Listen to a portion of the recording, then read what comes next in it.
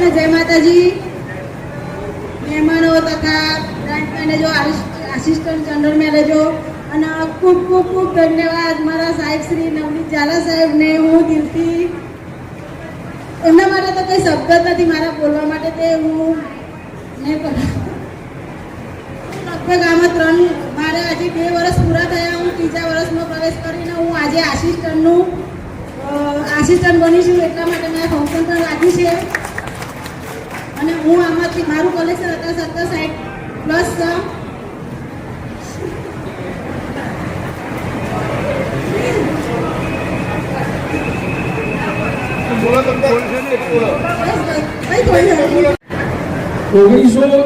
થી ચાલતી આ બ્રાન્ચ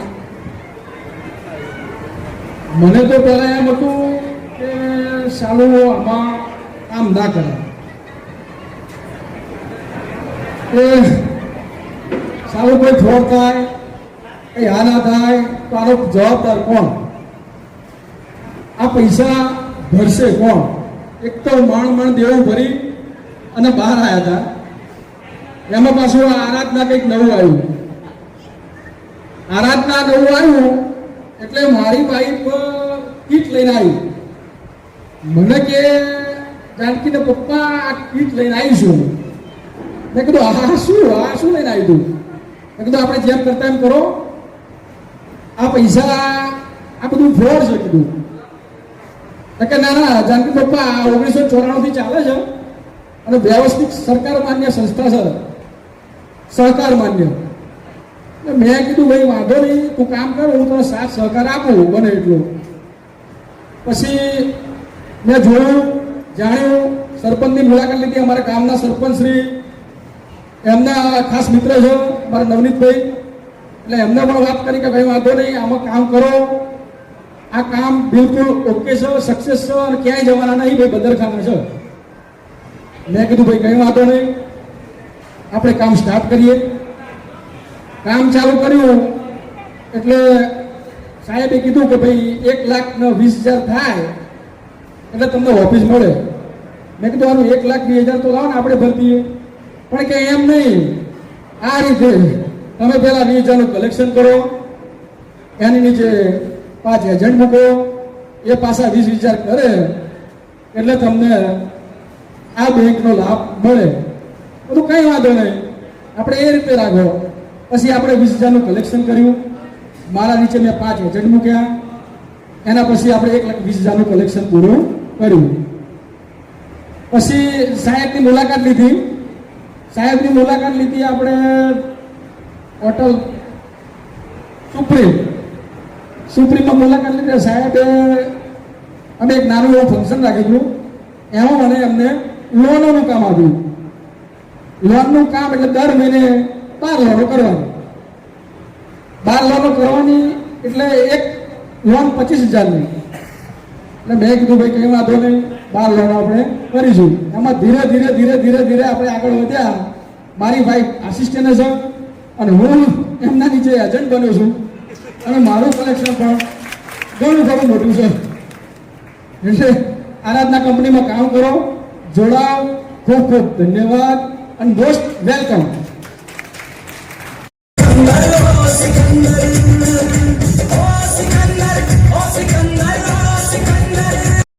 સહકારી મંડળીના ચેરમેન શ્રી નવનીત ઝાલા સાહેબનો હું હાર્દિક સ્વાગત કરું છું, અભિનંદન કરું છું, શુભેચ્છા પાઠવું છું. આપે જે માધ્યમ બનાવ્યું સાહેબ, એ માધ્યમ થકી આજે હું સરસ આવક કરી રહી છું અને ઘણા બધા લોકોને એક સરસ રોજગારી અને સરસ આવક આપી રહી છું. આજના રોજ મારા પરમ મિત્ર એવા તેજલભાઈ લાલસિંહ ચૌહાણને પણ આસિસ્ટન્ટ જનરલ મેનેજર બનવા બદલ હું દિલથી શુભેચ્છા પાઠવું છું. તથા મારા લીડર શ્રી નીલમબેન ચંદ્રકાંત પરમાર, જે મારા મોટા બેન છે, એમને પણ હું શુભેચ્છા પાઠવું છું.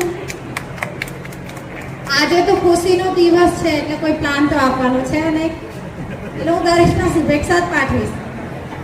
અને મારા વિશે 2 શબ્દ કહીશ. હું વિરંગામ તાલુકાના નાના એવા ગામ ખોરી મુબારકની વતની આશા વાઘેલા. જેને આ નામ આપ્યું આરાધના બચત સહકારી મંડળીએ. ખરેખર મેં ઘણા બધા સંઘર્ષો કર્યા છે, મેં ઘણી તપસ્યાઓ કરી છે, ત્યારે હું આ સ્ટેજ પર પહોંચી છું. મંડળીએ જે માધ્યમ બનાવ્યું, જે પ્લેટફોર્મ બનાવ્યું, ખરેખર મારા માટે ગોલ્ડન એક લક હતું કે જેને મેં મારી લાઈફમાં ચેન્જિંગ મોડ ઉપર લાવી દીધું. લોકો કહેતા હોય છે ને કે ભગવાનની ઈચ્છાથી સૂકું પાંદડું પણ હલતું નથી, તો બસ એવી જ રીતે સમજો તમે, હું અભણ છોકરી છું. મેં મારું ભણતર પણ પૂરું કર્યું નથી. મારા લાઈફમાં મેં નક્કી જ નહોતું કર્યું કે હું શું કરવાની છું. જ્યારે 8મું ધોરણ આવી હતી ત્યારે મારા મધર એક્સપાયર થઈ ગયા.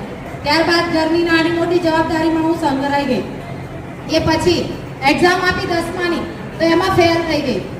ખરેખર ખબર જ નથી પડતી કે એક્ઝામમાં ફેલ થયા એનો મતલબ શું કહેવાય. હું તો એવું સમજતી હતી કે મારી જિંદગી પૂરી થઈ ગઈ. હું તો રડવા લાગી, રોતી. કોના જોડે? મારા જીજાજી જોડે, ચંદ્રકાંત જોડે. મેં કીધું હું તો ફેલ થઈ ગઈ, મારા જીવનમાં કશું જ નહીં, મારે લગ્ન કરવાના, છોકરા મોટા કરવાના, મારે બીજું. હેલો, નમસ્કાર બધાને. મારું નામ ચાવડા જયાબેન છે. હું પાટડીની વતની છું. મારી બ્રાન્ચ પાટડી પોલીસ સ્ટેશન સામે છે. હાલનું મારું કલેક્શન 21 લાખ છે. અને બીજું કે આરાધનામાં આવ્યા મને લગભગ 5મું વર્ષ ચાલે છે. 2022માં મેં સંગીતાબેન બેબિયા જોડેથી કીટ લઈ અને કામ ચાલુ કર્યું હતું. હાલ સંગીતાબેન નથી, પણ સંગીતાબેન, આશાબેન, નીલમબેન બધાએ મને એટલો સપોર્ટ કર્યો છે કે કોઈ એની સીમા નથી. કારણ કે પરમ દિવસે સાહેબ હું ધોરાજી રિસ્ટાર્ટ માટે ગઈ હતી, તો અહીંથી ધોરાજીની રિસ્ટાર્ટની મિટિંગ હતી, ત્યાંથી થાનની, તો રાત્રે 3 વાગ્યા સુધી આશાબેન મારી સાથે હતા. એટલે જોરદાર કહેવાય કે અમને આવો સાથ સહકાર આપે છે અને આગળ વધારે છે. તો ખૂબ ખૂબ આભાર આશાબેન વાઘેલા, અને સાહેબ પણ ખૂબ ખૂબ આભાર સાહેબનો પણ, કે જે પ્લેટફોર્મ બનાવ્યું એ અમારા માટે ખૂબ સરસ બનાવ્યું છે. કારણ કે જો હું આશા વર્કર છું, અને આશા વર્કરમાં પણ મને કોઈ પણ એવો ચાન્સ નહોતો મળતો કે કોઈ આવું સ્ટેજ અમને નહોતા આપતા કે જે અમને સન્માન થાય સાહેબ. અને આજે તમે અમને આવું સન્માન આપ્યું છે કે અમે બહુ ગર્વની વાત છે કે અમને ગમે તે જગ્યાએ જાવી પણ અમને આ સન્માન મળે છે. તો આશાની નોકરી વાંચવાની નથી, પણ મને કોઈ જગ્યાએ જાવી અને આપણું સન્માન થાય અને આપણે કોઈ ઓળખે એવું મને બહુ ગમતું હતું. તો આજે હું સાહેબનો ખૂબ ખૂબ આભાર માનું છું કે જે અમને આવી પ્લેટફોર્મ આપ્યું અને આગળ વધાર્યા, અને હજી પણ આગળ વધારે તેવી સૂચના. સરસ. બધા જ ખુશ છે અને હું પણ ખુશ છું. સાહેબના આશીર્વાદથી પહેલાં તો એ કહીશ. અને અભી હાલ જ કીધું કે જલસા કરી લો, મોતથી જીવી લો. તો આરાધના એક માધ્યમ છે જલસા કરવાનું અને મોતથી જીવવાનું. કારણ કે જે મારી પરિસ્થિતિ હતી અને હું આરાધનામાં જ્યારથી આવ્યો ત્યારથી હું જલસા કરું ભાઈ. તમે બધા કરો છો? ઓકે, તો બરાબર હો સાહેબ. નહીં તો એવું કે હું આરાધના શું જલસા નથી કરતો તો મારી જોડે મળજો, મને મળજો, હું શીખવાડીશ કેવી રીતે જલસા થાય. ઓકે. જોકે આમ તો હું વિરંગામ તાલુકાના કમિટલા ગામથી આવું છું. આશાબેનની નજીક રહું છું. અને અહીંયા સાણંદમાં હમણાં જ મારું ફંક્શન થયું, સાહેબ આવ્યા હતા, પણ એકદમ નજીક 2 દિવસ 3 દિવસનું આયોજન હતું, એટલે મેં કોઈને બહુ જાદુ કીધું નહોતું અને બધા આવી નથી શક્યા. પણ હું પણ આરાધનામાં રહી અને ઘણું કમાયો છે. અને હમણાં જ મેં સાણંદમાં 1 કરોડ રૂપિયાનો બંગલો આરાધનાના પ્રતાપે લીધો છે. તો એટલું તમે સમજો કે આરાધના શું કરતું હશે, તો હું આટલું મોટું સાહસ કરી અને 1 કરોડનો બંગલો લીધો હશે. બીજું તો રસ્તા ઉપર દેખાય છે કે મારી ગાડી પણ 50 લાખ રૂપિયાની છે, એ પણ સાહેબના પ્રતાપે. મારા 4 વર્ષ થયા છે ખાલી આરાધનામાં, અને હવે ટૂંક સમયમાં હું ડેપ્યુટી પહોંચી ગયો છું એવું કહેવાય. અને ખરેખર આરાધનાના પ્રતાપ ખૂબ જ કમાવાનું મળે છે. અને ખરેખર મને એવું લાગે છે કે આરાધનાના હિસાબે જ ગુજરાતની કોઈ પણ પબ્લિક, એટલે કે ખાસ કરીને લેડીઝ, તો સાહેબે આરાધનામાં જે પણ લેડીઝોને અહીંયા બોલતા કર્યા છે, બહેનો બોલતા ના હોય માઇકમાં, પણ લગભગ અહીંયા ઘણા બહેનો બોલતા શીખ્યા છે. તો સાહેબે સાબિત કરી બતાવ્યું છે કે હું લેડીઝને બોલતો કરીશ, અને એ સાહેબે પુરવાર કર્યું છે. તો હું વધારે નહીં કહું, કારણ કે ઘણા બધા છે અને ટાઈમ પણ જાજો થયો છો. તો પ્લીઝ હવે વારા પરથી બધા કહો, એમાં હોશિયાર નથી. એ વસ્તુ મને મારા ગ્રેટ ગુરુ, એટલે હું એમનું નામ તો કદી લેતી નથી, પણ નવનીતભાઈ ઝાલા એ ખરેખર હું એમને દિલથી ગુરુ માનું છું. એમનું નામ લઉં ને તો બી મને રડવું આવી જાય છે. મારા હસબન્ડ નથી, પણ જે ટીમે મારા હસબન્ડ હતા ને એમને સપોર્ટ કર્યો ને, આજે એક ટીમ, મને મારી ટીમ ઉપર ખૂબ ગર્વ છે કે મને અત્યાર સુધી 2 વર્ષ થઈ ગયા પણ મને પકડી રાખી છે. મારું કોઈ ભૂલ ચૂક કંઈ બી હોય તો મને માફ કરજો.